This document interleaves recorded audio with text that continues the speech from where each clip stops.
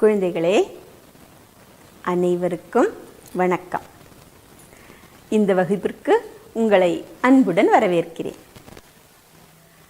நாம் சென்ற வகுப்பில் நிறைய செயல்பாடுகள் செய்தோம், அதனுடைய பதிலை எல்லாம் பார்த்தோம். அதுபோல் பாரதியார் பாடல்கள் என்ற நூலை கூட நான் உங்களுக்கு அறிமுகம் செய்து வைத்தேன். உங்களுக்கு அந்த புத்தகம் எங்கிருந்தாச்சும் கிடைச்சதா? பாடல்களை கண்டுபிடித்து உங்கள் நோட்டு புத்தகத்தில் எழுதினீங்களா? சரி, அந்த பாடலிருந்து ஒரு 8 வரிகள் உங்களுக்காக டீச்சர் சொல்கிறேன், கவனிங்க. அதாவது நம்ம பாரதியார் கவிதைகள் என்ற பகுதியில் வரக்கூடிய பெண்கள் விடுதலை கும்மி, அதில் என்ன சொல்லியிருக்காங்க பாரதியார் அப்படிங்கிறத முதல் ஒரு 8 வரி மட்டும் சொல்கிறேன். இந்த பாட்டு நீங்கள் முழுதுமாக நோட்டு புத்தகத்தில் எழுதணும். சொல்கிறேன், கவனிங்க.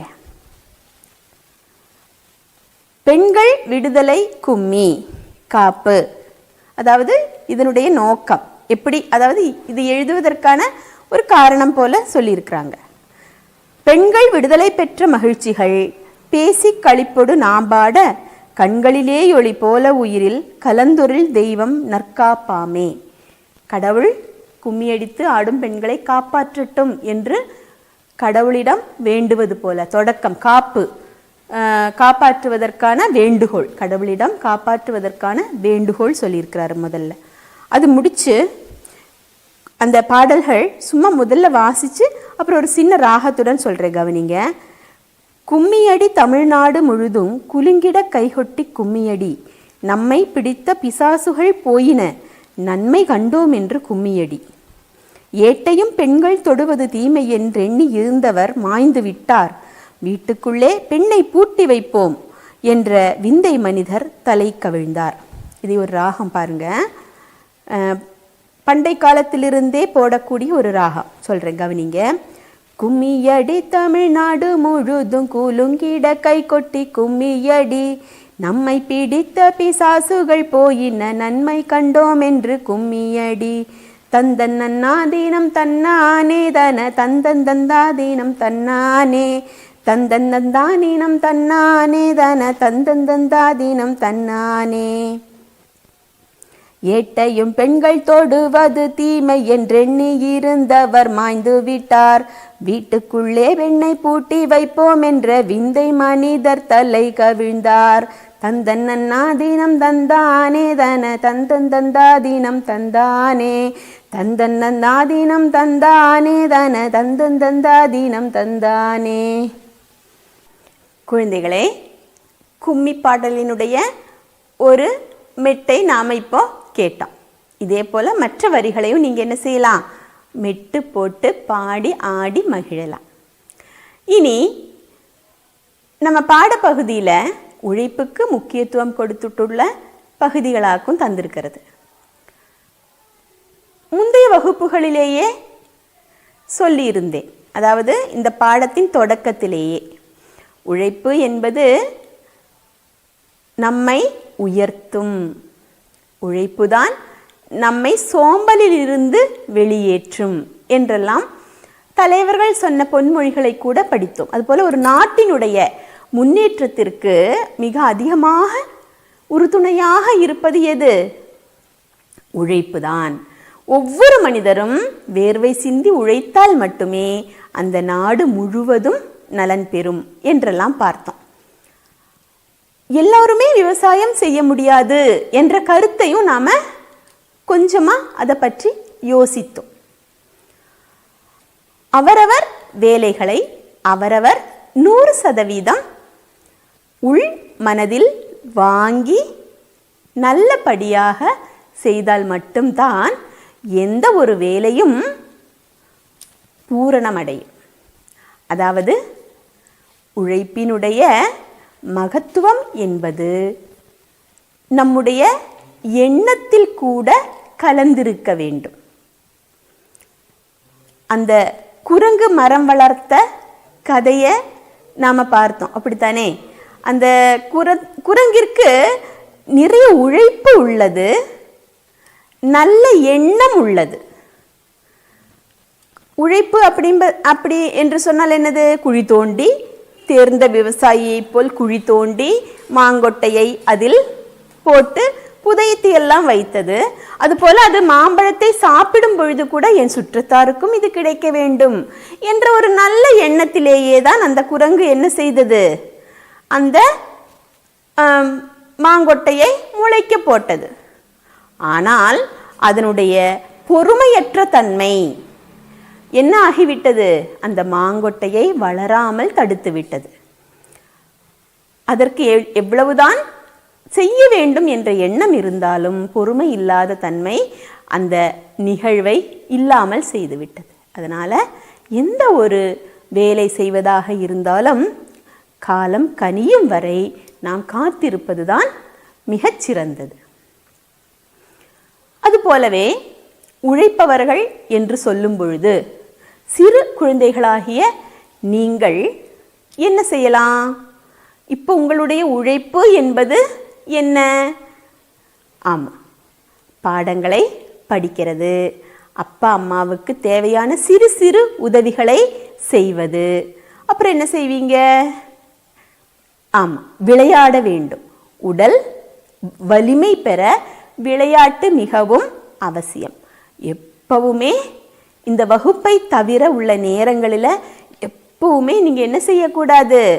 இந்த செல்போனை வைத்துக்கொண்டு, கைபேசியை வைத்துக்கொண்டு அதில் உள்ள விளையாட்டுகளை விளையாடவே கூடாது. அது போக நல்ல உடல் உழைப்பு தரக்கூடிய, ஓடி ஆடி விளையாடக்கூடிய ஆட்டங்களை நீங்கள் என்ன செய்யலாம்? ஆடலாம். இப்போ கூட பாருங்கள், இந்த நமக்கு ஒரு கும்மி பாடல்கள் எல்லாம் கிடைச்சிருக்கு. உங்களுடைய தோழிகளை எல்லாம் சேர்த்து வைத்து என்ன செய்யலாம்? கும்மி கூட அடித்து ஆடலாம்.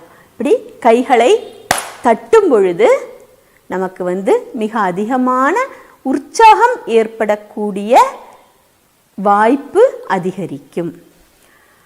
இனி குழந்தைகளாகிய நீங்கள் படிக்கவும் வீட்டில் சிறு சிறு வேலைகள் செய்யவும் செய்வீர்கள்.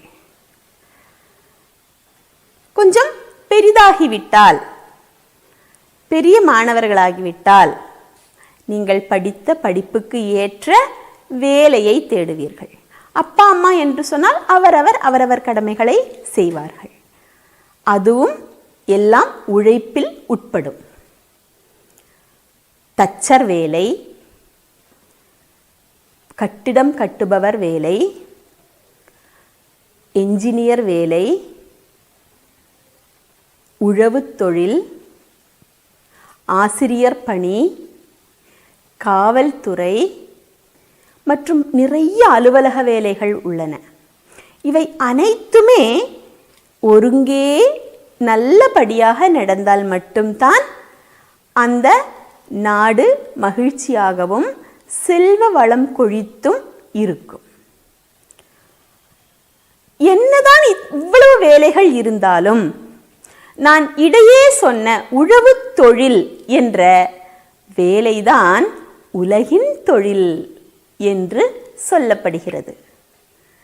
உழவு தொழில் என்ற வேலைதான் என்னது? உலகின் தொழில். அந்தந்த காலநிலைக்கேற்ப ஒவ்வொரு நாடுகளிலும் பயிர் தொழில் செய்வார்கள். நம்முடைய நாட்டில் கோதுமை, நெல், சிறுதானியங்கள், பச்சை காய்கறிகள், ஒரு சில பழங்கள், தென்னை என்று பலவிதமான பயிரினங்கள் விளைவிக்கப்படுகின்றன. இந்த பயிரினங்கள் விளைவிப்பவர்கள் எல்லோருமே உழவர்கள்தான். அதுபோல பயிர்களிலேயே பல வகைகள் உள்ளன. தோட்டப்பயிர்கள், பணப்பயிர்கள் என்று பல வகையான பயிர்கள் உள்ளன. அது நமக்கு இப்பொழுது வேண்டாம். உழைப்பை பற்றிய, இந்த உலகின் தொழில் என்பதை பற்றிய ஒரு பாடல் பகுதி உங்கள் பாடப்பகுதியில் கொடுத்துருக்காங்க. அதாவது பக்கம் 66 பார்த்தீங்கன்னு சொன்னால், உலகின் தொழில் பக்கம் 66, 67 என்ற பகுதியில் உலகின் தொழில் என்ற தலைப்பில் ஒரு பாடல் கொடுத்திருக்காங்க. இந்த பாடலை எழுதியவர் அரூர் பொன்னுரங்கன் என்பவர். இந்த பாடலை டீச்சர் ஒரு முறை வாசித்து கொடுக்கிறேன். சுகன்யா டீச்சர் உங்களுக்கு ஒரு மெட்டு போட்டு பாடியும் கொடுப்பார். இப்போ இந்த 2 பாடலையும், அதாவது 2 முறையான, ஒரு முறை வாசிப்பு, ஒரு முறை பாடுதல், இதை கேட்க தயாரா இருங்க. கூடவே உங்க பாடப்புத்தகத்தில் பக்கம் 66ஐயும் எடுத்து வைத்துக் கொள்ளுங்கள். உலகின் தொழில். உழவனின்றி உலகமில்லை என்றே சொல்லடா, உண்மை இதை மனதிலெண்ணி பெருமை கொள்ளடா. பெருமைக்காக உழுத காலம் மாறிப் போச்சுடா, வெறுமை காட்டு சிங்கம் போல உழவன் நிலையடா. உலக மக்கள் உணவுக்காக உன்னை நாடுவார், உழைப்பதையே கேவலமாய் எண்ணி ஏசுவார். இயற்கை தந்த புத்தகத்தை படித்து தேர்ந்தவன், இனிய வாழ்வை உலகினுக்கு கொடுக்க உழுதவன். மாடுகட்டி போரடித்து நீர்மடையை திறந்தவன், மாடி வீட்டு மக்களுக்கும் பசிப்பிணியை தீர்த்தவன். தேடி வரும் தொழிலுக்கெல்லாம் பொருளை தேடித் தருபவன், நாடி வரும் அனைவருக்கும் நன்மை பல செய்பவன். ஏர்முனைக்கு நேர்முனைதான் இந்த உலகில் ஏதடா, போர்முனையின் கூர்முனையே இந்த உழவின் பலமடா. உழவை மறைந்து ஊரை ஏய்க்கும் கால நிலையடா, இதன் விளைவை எண்ணி ஏங்கும் காலம் விரைவில் வருமடா. உழவை மறந்து ஊரை ஏய்க்கும் கால நிலையடா, இதன் விளைவை எண்ணி ஏங்கும் காலம் விரைவில் வருமடா. அரூர் போ. பொன்னுரங்கன். உலகின் தொழில். ராரே ராரே ராரே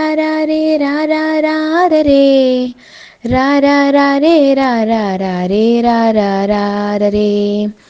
உழவனின்றி உலகம் இல்லை என்றே சொல்லடா, உண்மை இதை மனதில் எண்ணிப் பெருமை கொள்ளடா. பெருமைக்காக உழுத காலம் மாறிப்போச்சுடா, வெறுமை காட்டு சிங்கம் போல உழவன் நிலையடா. உலக மக்கள் உணவுக்காக உன்னை நாடுவார், உழைப்பதையே கேவலமாய் எண்ணி ஏசுவார். இயற்கை தந்த புத்தகத்தை படித்து தேர்ந்தவன், இனிய வாழ்வை உலகினுக்கு கொடுக்க உழுதவன். மாடு கட்டி போரடித்து நீர்மடையை திறந்தவன், மாடி வீட்டு மக்களுக்கும் பசிப்பிணியை தீர்த்தவன். தேடி வரும் தொழிலுக்கெல்லாம் பொருளை தேடித் தருபவன், நாடி வரும் அனைவருக்கும் நன்மை பல செய்பவன். ஏர்முனைக்கு நேர்முனைதான் இந்த உலகிலேதடா, போர்முனையின் கூர்முனையே இந்த உழவின் பலமடா. உழவை மறந்து ஊரை ஏய்க்கும் காலநிலையடா, இதன் விளைவை எண்ணி ஏங்கும் காலம் விரைவில் வருமடா. ராரே ராரே ராரே ராரே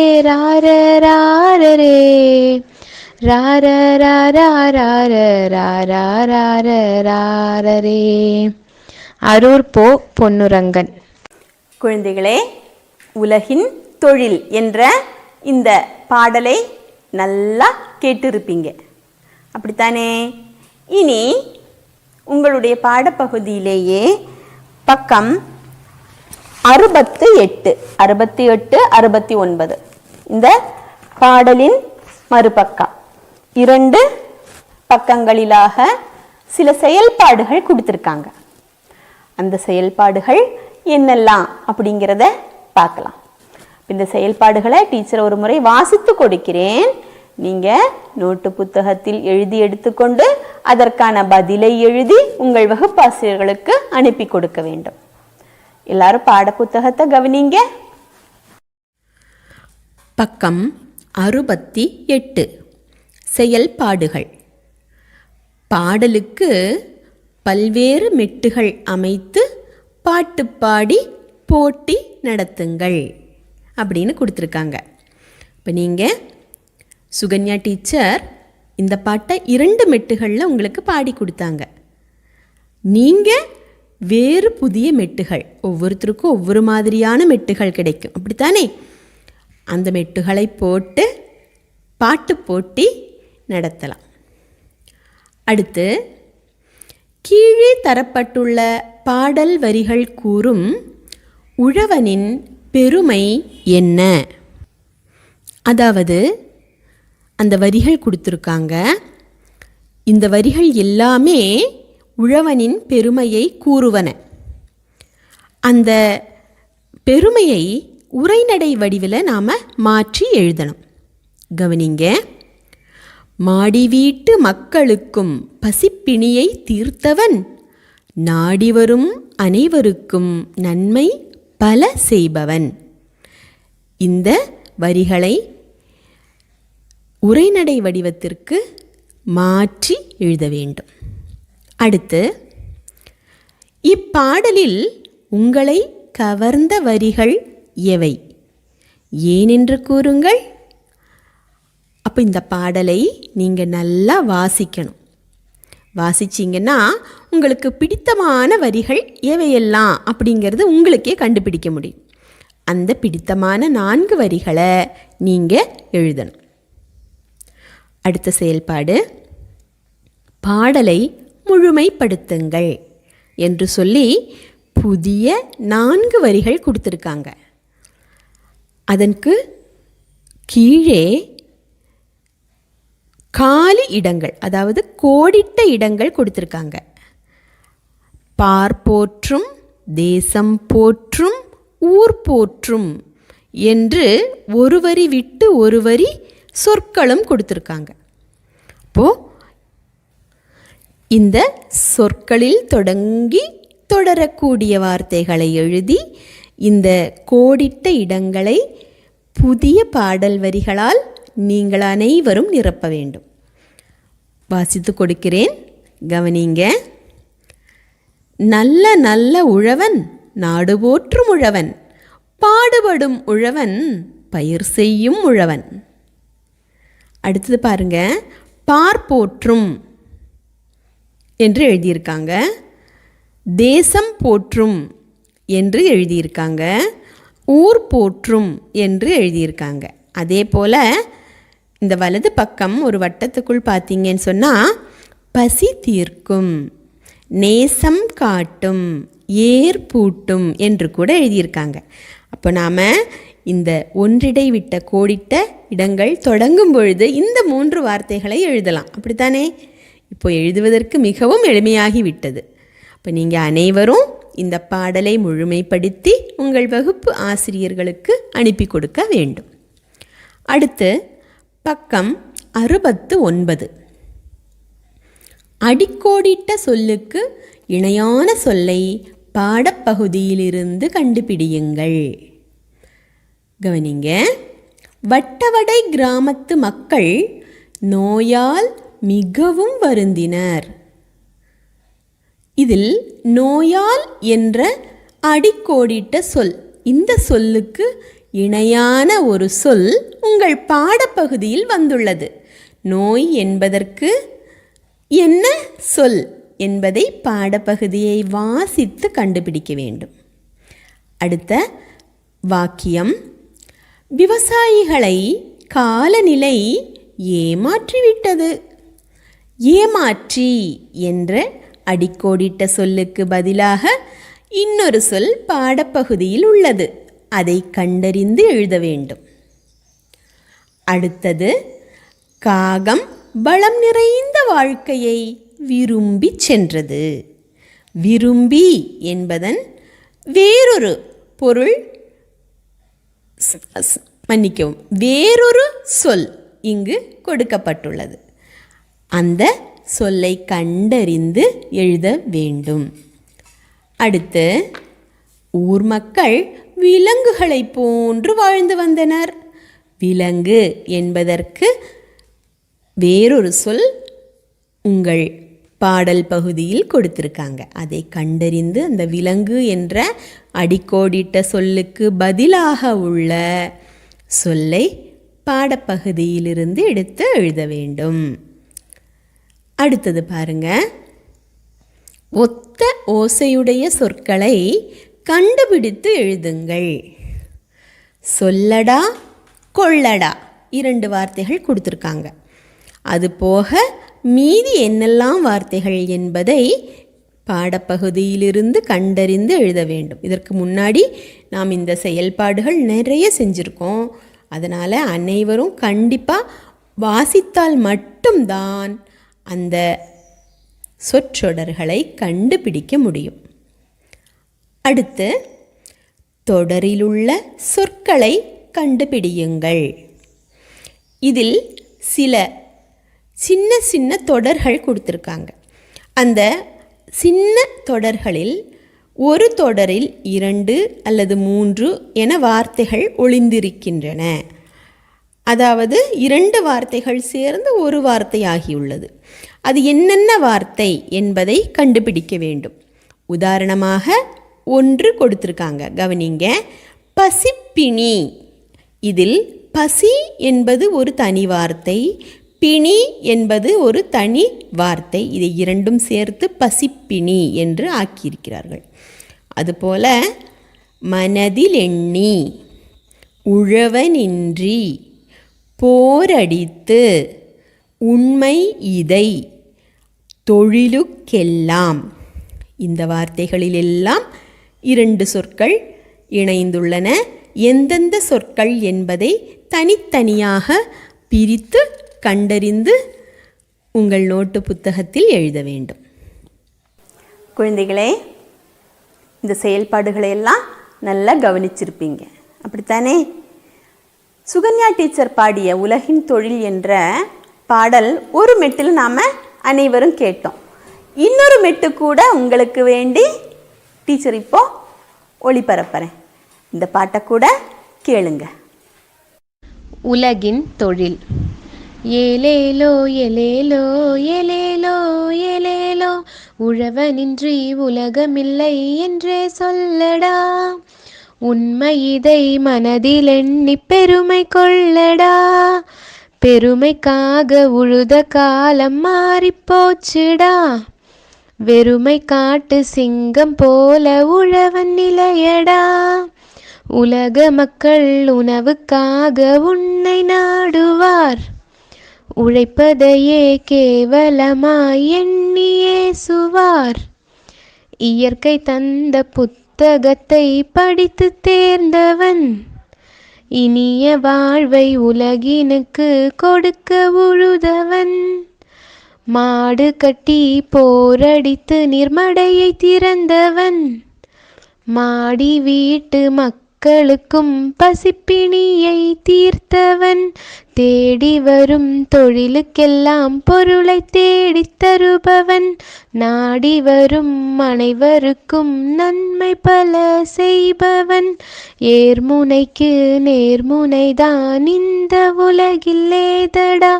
போர்முனையின் கூர்முனையே இந்த உழவின் பலமடா.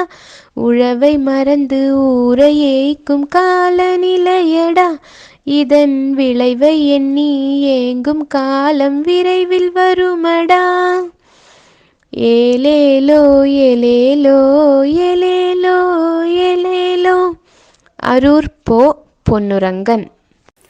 அன்பான குழந்தைகளே, இன்றைய வகுப்பில் நிறைய செயல்பாடுகளையும் உலகின் தொழில் என்ன அப்படிங்கிறத பற்றியும் அந்த பாடலையெல்லாம் நல்லா கேட்டு ரசிச்சிருப்பீங்க. இனி டீச்சர் இந்த பாட புத்தகத்திலிருந்து கொடுத்த எல்லா செயல்பாடுகளையும் நீங்கள் உங்கள் நோட்டு புத்தகத்தில் எழுதி உங்கள் வகுப்பு ஆசிரியர்களுக்கு அனுப்பணும். இனி நாம் அடுத்த வகுப்பில் சந்திக்கலாம். நன்றி.